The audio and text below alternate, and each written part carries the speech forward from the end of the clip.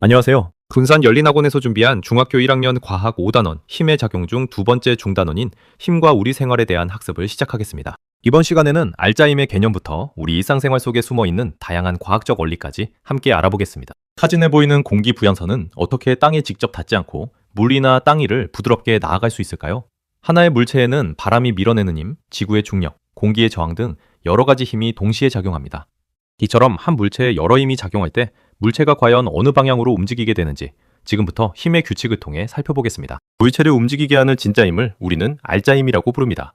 알짜힘이란 한 물체에 작용하는 모든 힘을 합한 힘을 의미합니다. 계산하는 방법은 크게 세 가지 경우로 나눌 수 있습니다. 첫 번째, 두 힘이 같은 방향으로 작용할 때는 두 힘을 더합니다. 오른쪽으로 6뉴턴, 오른쪽으로 3뉴턴의 힘이 작용하면 알짜힘은 오른쪽으로 9뉴턴이 됩니다. 두 번째, 두 힘이 반대 방향으로 작용할 때는 큰 힘에서 작은 힘을 빼고 방향은 큰 힘의 방향을 따릅니다. 오른쪽으로 6뉴턴, 왼쪽으로 3뉴턴이 작용하면 6에서 3을 뺀 3뉴턴이 오른쪽 방향으로 작용하게 됩니다. 세 번째, 두 힘의 크기가 같고 방향이 반대일 때입니다. 오른쪽 3뉴턴, 왼쪽 3뉴턴이 작용하면 알짜힘은 0이 됩니다. 그렇다면 물체에 작용하는 알짜힘이 0일 때, 즉 힘의 평형 상태일 때 물체의 운동 상태는 어떻게 될까요?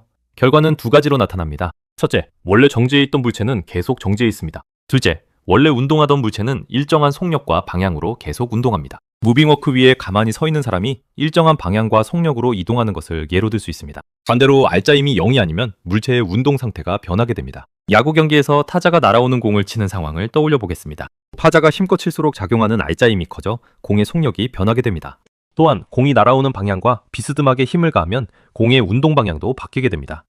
즉, 알짜힘이 가해지면 속력이나 운동 방향이 변한다는 것을 알 수 있습니다. 힘의 방향에 따른 운동 상태의 변화를 세 가지 법칙으로 정리해 보겠습니다. 첫째, 운동 방향과 작용하는 힘이 나란할 때는 속력만 변합니다. 직진하며 속력이 빨라지거나 느려지는 운동입니다. 둘째, 운동 방향과 힘이 항상 수직일 때는 운동 방향만 변합니다. 일정한 속력으로 도는 원운동이 이에 해당합니다. 셋째, 운동 방향과 힘이 비스듬하게 작용할 때는 속력과 방향이 모두 변합니다. 야구공이 곡선을 그리며 날아가는 포물선 운동을 생각하시면 됩니다. 우리가 자주 가는 놀이공원에서도 알짜힘이 0이 아닐 때 일어나는 운동들을 쉽게 찾아볼 수 있습니다. 위에서 아래로 떨어지는 낙하 놀이기구는 방향은 그대로인 채 속력만 점점 빨라지는 운동입니다. 반면 일정한 속력으로 빙글빙글 도는 대관람차는 속력은 일정하고 운동 방향만 계속 바뀌는 운동입니다. 마지막으로 그네나 바이킹 같은 기구는 곡선을 그리며 움직이기 때문에 속력과 방향이 끊임없이 모두 변하는 운동에 해당합니다. 다시 알짜힘이 0인 상태, 즉 힘의 평형 상태로 돌아와 일상생활 속 예시를 살펴보겠습니다.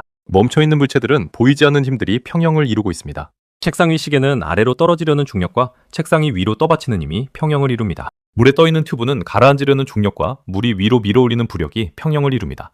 또한 방문을 고정하는 장치는 문이 닫히려는 힘과 고무 패드가 바닥에 닿아 생기는 마찰력이 평형을 이루어 문을 멈춰있게 합니다.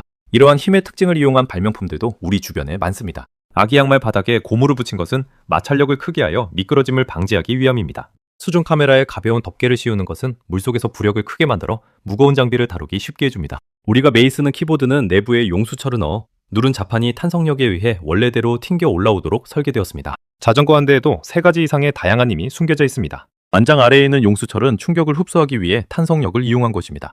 페달이나 타이어 표면을 거칠게 만든 것은 미끄러지지 않도록 마찰력을 증가시키는 원리입니다.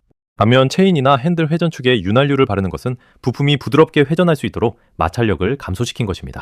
오늘 배운 5단원, 2소단원, 힘과 우리 생활의 핵심 내용을 3단계로 요약하겠습니다. 첫 번째 단계, 한 물체에 작용하는 모든 힘의 합을 알짜힘이라고 부른다는 것을 배웠습니다. 두 번째 단계, 알짜힘이 0이면 현재의 운동 상태가 유지되고 알짜힘이 0이 아니면 속력이나 방향이 변한다는 규칙을 확인했습니다. 세 번째 단계, 힘의 평형, 마찰력, 부력, 탄성력 등 여러 가지 힘이 우리 일상생활과 기구에 어떻게 활용되는지 알아보았습니다. 이것으로 알짜힘과 물체의 운동 원리에 대한 설명을 마치겠습니다. 오늘 다룬 내용들이 일상 속 과학 원리를 이해하는 데 충분한 도움이 되었기를 바랍니다.